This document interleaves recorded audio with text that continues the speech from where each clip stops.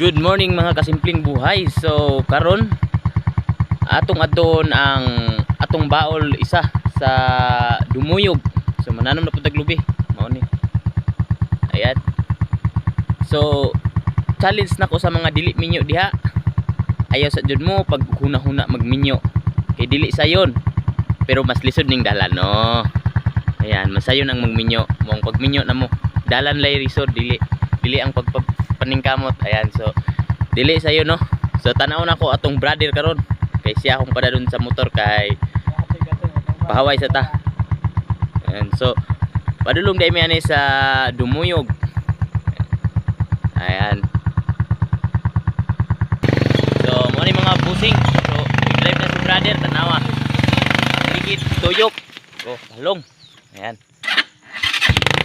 huwag nyo nang subukan brother. Ayan.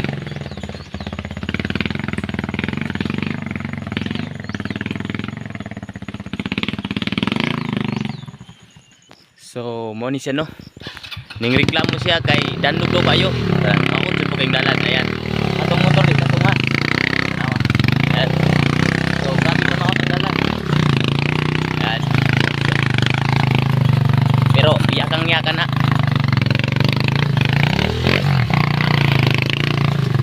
Ay nagtungol. Ayan,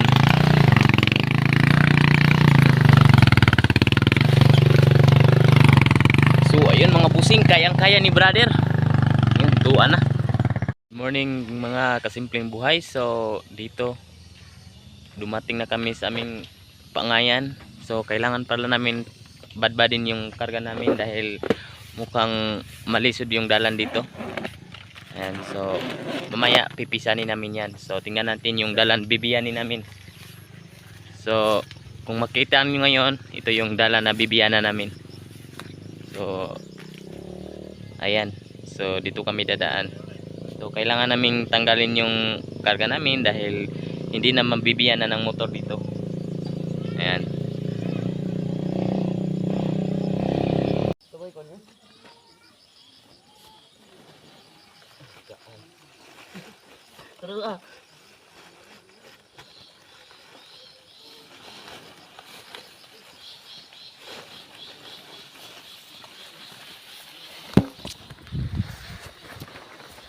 And so papunta na tayo sa Binuidan. Kailangan talaga natin magpisan dahil mukhang mahihirapan tayo kapag hindi tayo mamula. Yan, para ito yan sa mga kinabukasan po ng ating mga kaapuhan, kaanakan. Yan talaga yan. So tiis muna. Talaga nandyan ang hirap. Kailangan nating kailangan natin magkalisod muna baga tayo ma-successful. So ayan yung brother ko, mukhang tiniis lang niya yung hirap. Talagang malisod yung biyana namin. Parang hinahangak na ako. Ano ba yan, murag sa Tagalog kinukutasan ba, ano ba yan? Talagang hindi kong masabot. Mukhang mabigat talaga yung biton ko. So exhale, inhale muna mga kasimpleng buhay dahil mukhang kinukutasan ako. Ayan yung brother ko, talagang binalangan ako dun sa tuwadan.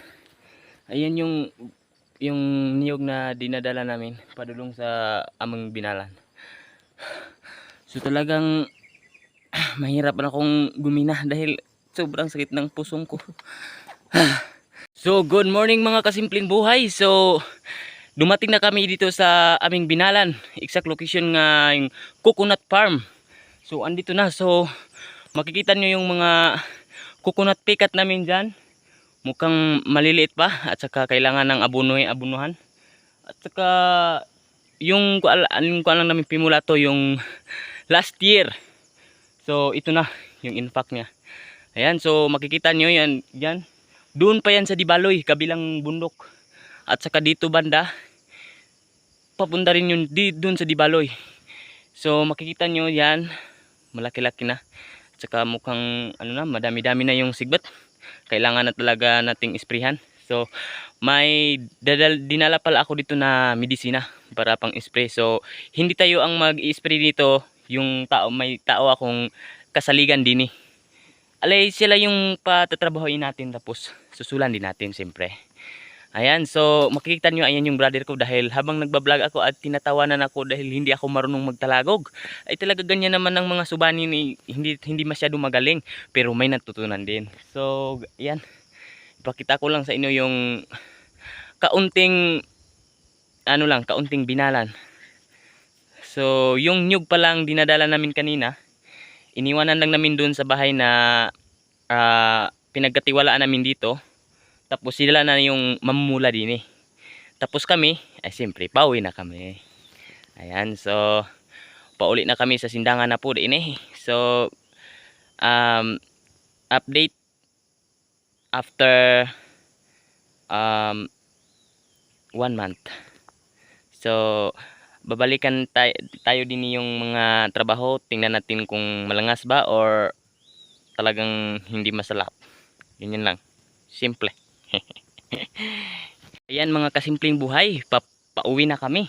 So pagpasensyahan nyo yan ng Tagalog ko dahil hindi kasi ako laking Manila, laking probinsya kasi ako.